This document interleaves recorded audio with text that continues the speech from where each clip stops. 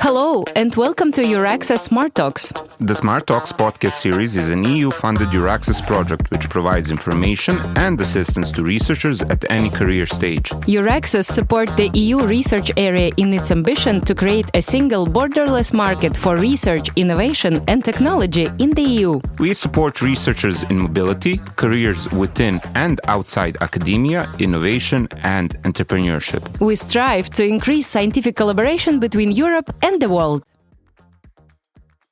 Hi, I'm Daria, a senior expert at EURAXESS National Contact Point in Latvia. And I'm Jovan, a teaching and research assistant from the Faculty of Mechanical Engineering in Niš, Serbia. And you are listening to the EURAXESS Smart Talks podcast.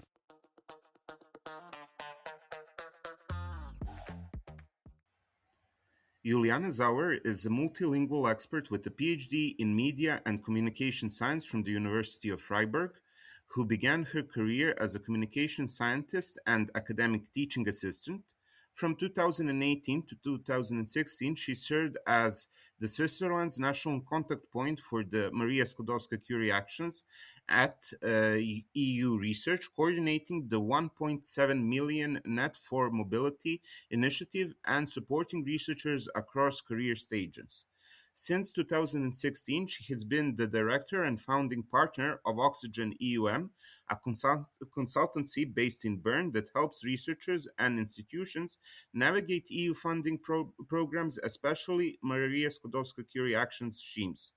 In addition, she manages a MSCA project at the University of Strasbourg and contributes to the MSCA Net coordination team at EU Research, showcasing her deep commitment to advancing EU-funded research and career development. Juliana, may I call you that?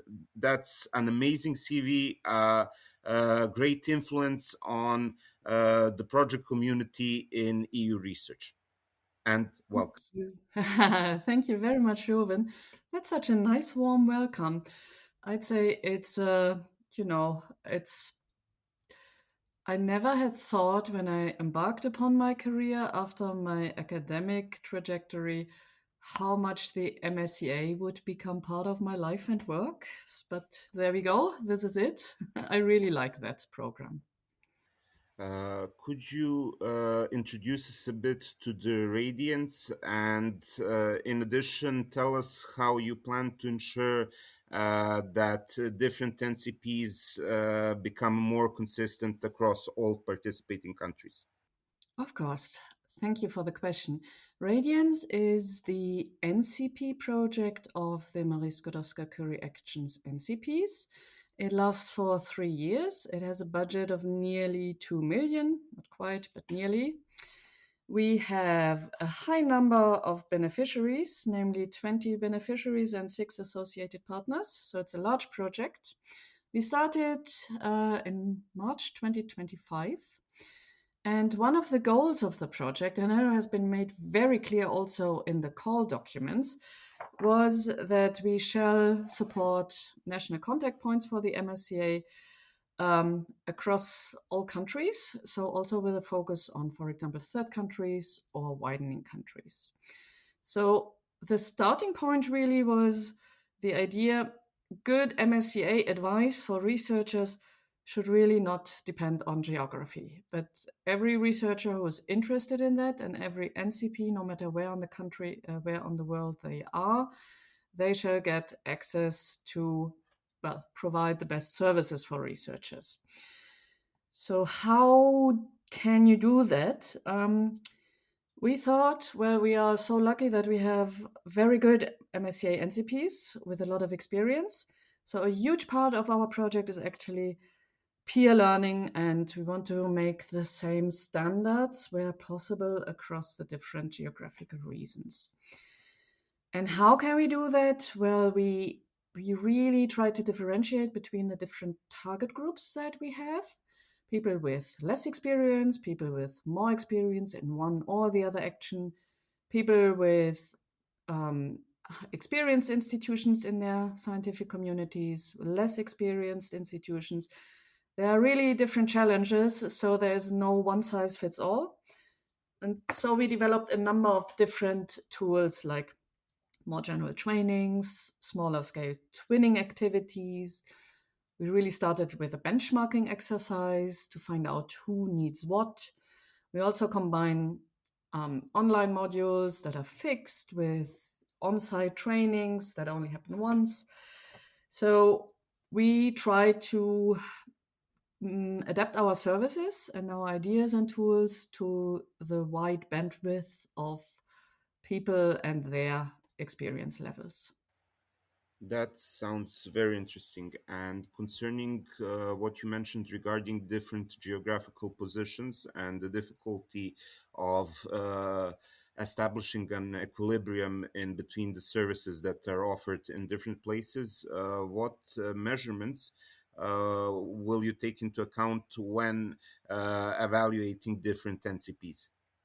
Yes. So it never makes sense to have only one sort of fixed indicator. So, especially in an environment and in a project that is so complex. So, we do have a couple of quantitative elements, of course, where we can clearly say, okay, we wanted, for example, every year to have a handbook for how to write a good project for every one of the for each one of the MSCA actions. And then we can easily say, okay, we aim to have every year so and so many downloads of this handbook. Of course, we also want to count how many people actually come to our trainings. How often does somebody use the online quiz that we have? But just as important as these quantitative indicators are also qualitative indicators. For example, we regularly have throughout the project at least 3 times so-called NCP fora, where we collect the input from our main target group, that is the MSCA NCPs, and we ask them for feedback that allows also for them to express out-of-the-box ideas. So that goes way beyond just some numbers. We also work with the NCP self-assessment, and they are also going to have access to a personal skills development plan. Out of this, we can also deduce then, okay, where are there further needs? The benchmarking exercise that I already mentioned helps us. So we want to find out also how do the services evolve over time.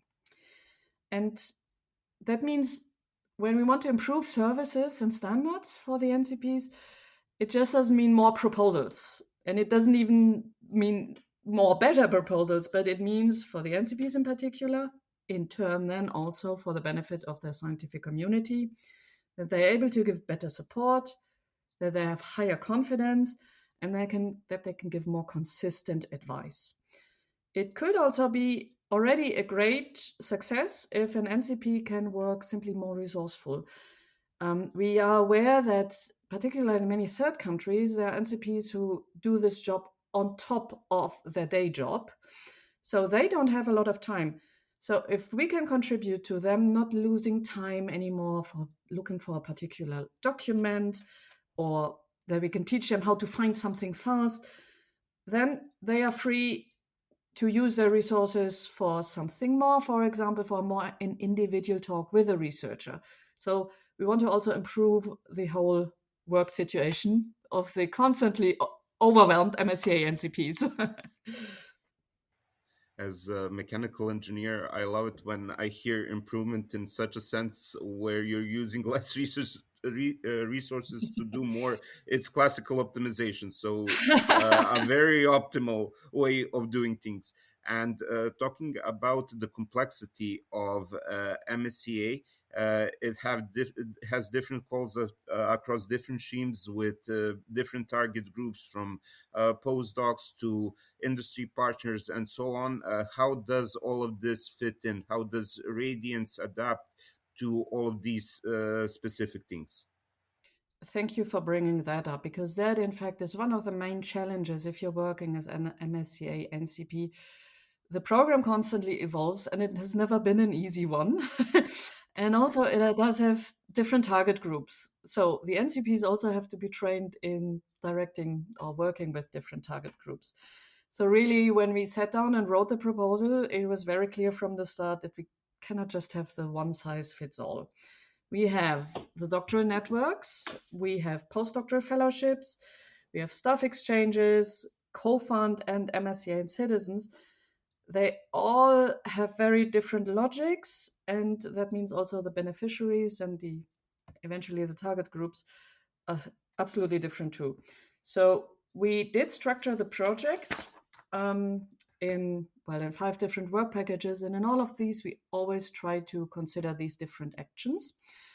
So that means we have, for every call we have different tools. For example, for every call we have an updated handbook.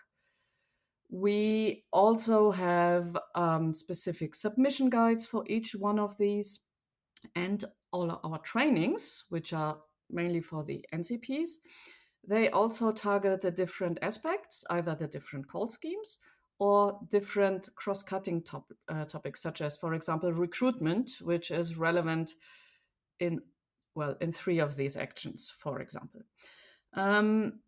Then we also see, okay, you need to speak differently with a postdoctoral fellow than you would speak to a dean of research, for example, who wants to decide whether or not to go for a co-fund. So in smaller groups, we have these bigger trainings. We really also work with REA representatives together to learn, for example, how to supervise or how to recruit. But then we also have smaller groups where NCPs among themselves can exchange best practice or learn from each other and say, okay, how do you do that when you approach somebody from the industrial sector? How do you work with a group of postdoctoral researchers? How do you approach an institution that seemingly really knows how to do it, but they fail, I don't know, to attract funding for the staff exchanges scheme or so? So then we can really tailor make our knowledge transfer to what the different NCPs might need. In particular, I said we were asked in the call already to have a particular look at the third countries and widening countries. So we have dedicated tasks for them. These smaller scale forms of networking. So for example, meet and exchange meetings where we say, okay, this is where we can exchange best practice, or particular trainings or online mentorings for newcomers. They are made for the target group's needs, because it really is a difference if you have been a long-standing NCP or if you just started new. And really is also a difference if you are from a widening country or from a third country or from an established member state.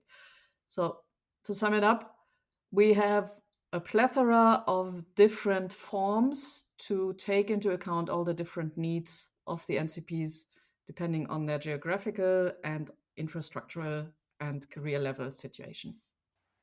That sounds amazing, and the collaboration and tailoring to each requirement depending on their position and the work they do, to whom they connect, is sensible.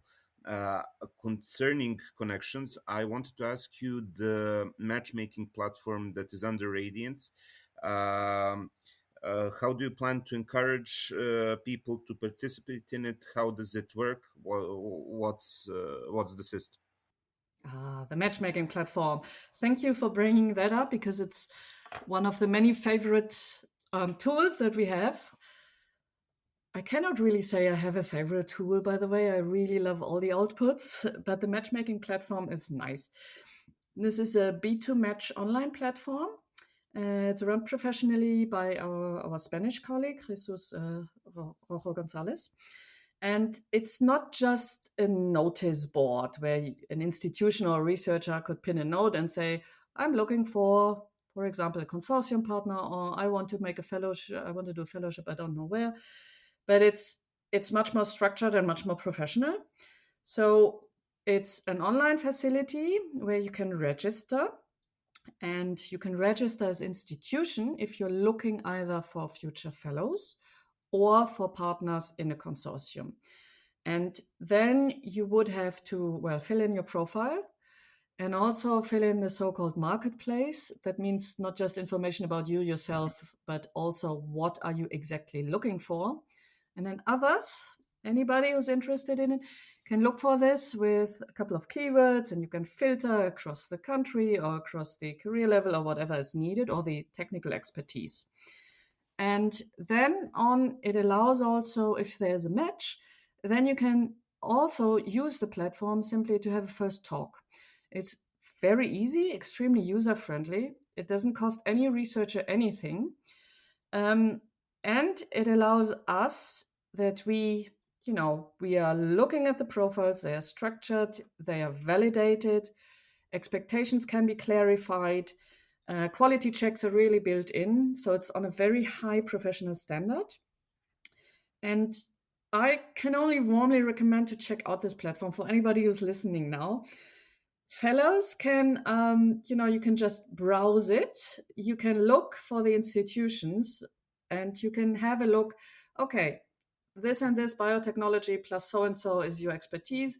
And then you can look. There are maybe institutions out there you had no idea they are looking for exactly somebody like you.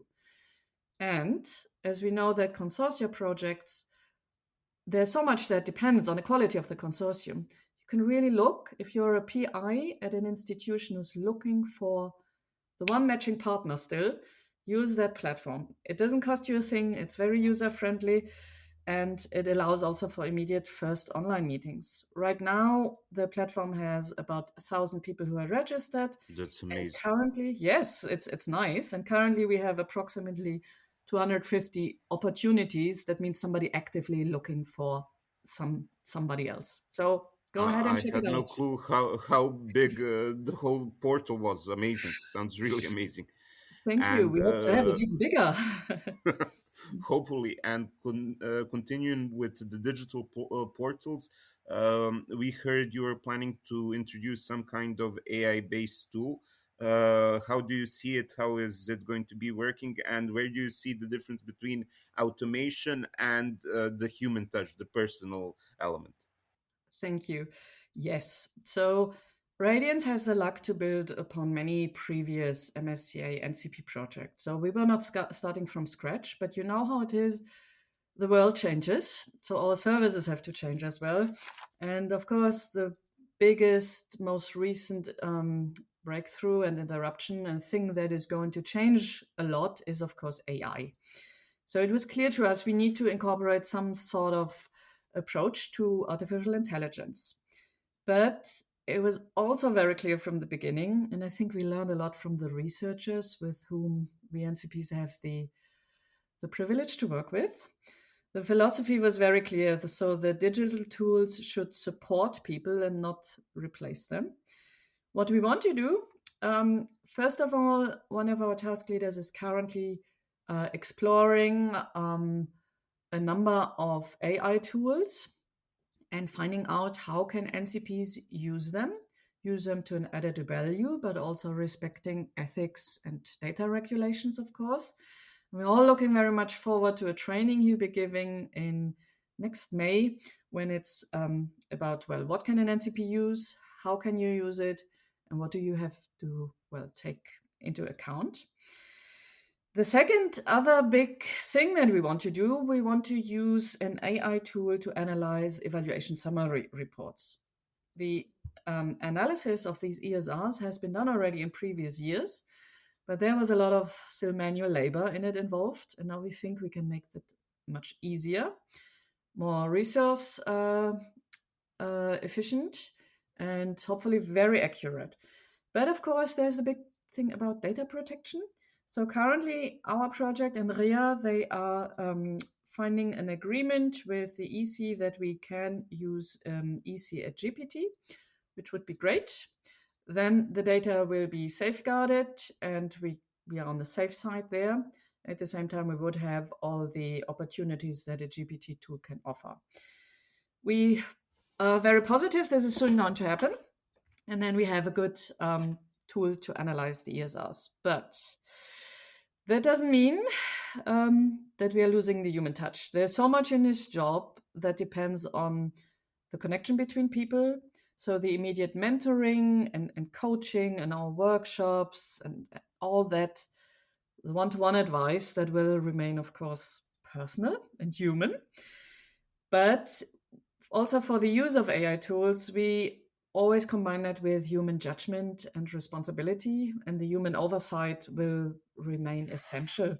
So we'll see where that path takes us, but we're very curious, and we're also very optimistic. I fully agree with you, and I think it's a very complementary tool that can be used alongside humans to make work faster, and that it makes a lot of sense to apply it. Uh, Talking about myself, I'm an early career researcher, and I know there's a lot of us. I know there's a lot of us from widening countries, third countries, or from less experienced. From less experienced universities. I wanted to ask you, how does Radiance take this into account? Not just to inform early career stage researchers, but to actually support them in reducing the barrier in MSCA success. Oh, yes. First How of can you all, help me? yes, my admiration goes out to all early stage career researchers because, but basically to all researchers, but especially those at the first levels of their careers, because it really, in my opinion, it gets even more and more difficult from year to year. And the persistence and the brightness and the diligence I see with researchers never will stop to amaze me. You guys are doing a great job, and the world also needs people like you. So please, just continue. How can we make it easier for you? We have a couple of tools which we hope will make some things easier for you. Those tools alone are not going to write your proposal. So never hesitate to reach out to the national contact points in your country, or for the MSCA also in the outgoing country where you want to go. And the NCPs in most countries work closely together with institutions. So if you already have, an interest in a certain institution, we are so lucky that they very often have also a contact point, an EU office, somebody there. And that's the first thing. And I think that's also something any AI tool never will be able to replace. Just sometimes pick up the phone, try to find out who's responsible in the future country or in the institution, get in touch with a person. That will be helpful. And then let's say you want to apply for a postdoctoral fellowship. You will find many tools that are helpful. One is the writing guide. It's the handbooks. They have been a staple in these projects for years. They are the most popular tool. They get downloaded hundreds and thousands of times every year, and they are good. They have been combined, or they have been produced with a combination of expertise from several people. They are checked by REA and by the Commission. If you have that, you're already half there. But then there are still questions that you don't find the answer to, and your contact person is currently on holidays, so we have an online Q&A block, because sometimes researchers feel so very lonely when they try to put together a project. You don't have to do it alone.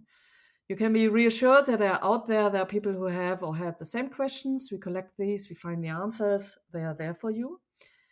Another thing is, try and find somebody else who's also in your situation. Grant writing is it can be fun, but it's very hard also. But it gets easier if you are not doing it alone. You don't have anything to do alone there. The NCPs it's their job to help you. So go and ask your questions. Also, there's a lot of material out there. Get some guidance on what really to read, and then you do that, and then the thing becomes already much more difficult. At least that's what researchers tell me, and I hope I hope, of course, that this remains true. And at the beginning, you told us that the project will last for 3 years. What are your plans for long-term sustainability? What's going to happen after the project ends? How is the support going to continue? Yeah, then we will just vanish from the earth, delete everything, and you will all be lost. And no, of course not. Thank God. We try to build in sustainability right from the start. So all the tools that I just mentioned, so the training materials or the handbooks or the submission guides, they are designed to remain usable and accessible beyond the project lifetime. And also, we hope that a lot of the material can be taken up by research institutions or maybe from other NCP groups, and they build on these resources. Also, if you go beyond the mere direct output, the long-term legacy is not just, a platform where you would find some documents, but the stronger and more connected NCP community, so that there will be ongoing ripple effects. So ideally, we remain a community after the project ends.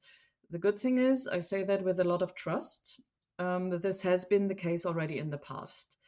Especially the MSCA NCP communities are very well interconnected, and there's truly a sense of community and a spirit of collaboration and of mutual help. And I think that's quite astonishing and a beautiful thing to witness. And it's always with a view towards how the research and the scientific community can benefit from that. The other thing is, we really, really wish to show to all our stakeholders, the European Commission, the Research Executive Agency, the Marie Curie Alumni Association, and many others, the added value of this project, which we hope in turn will guarantee or will at least give access to future funding. In the past, always the EC and the REA always appreciated and expressed their appreciation for our work, which is just lovely to hear. So we hope there will be also in the future work programs some budget for these NCP projects. We really hope that, and we aim to have the best collaboration and the best standards so that everybody sees, okay, this is something good. We will continue, and yes, we just really hope for a longer term effect. That sounds amazing. And considering the non-academic part of the network, how do you envision the participation and involvement of NGOs, industry, and so on in MSCA?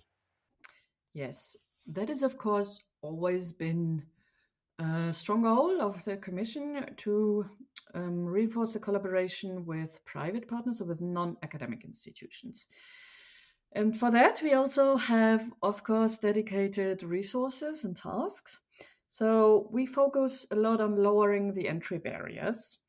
And the one thing is, we want to have very clear guidance on where can actually somebody from the non-academic sectors take part. It's basically everywhere.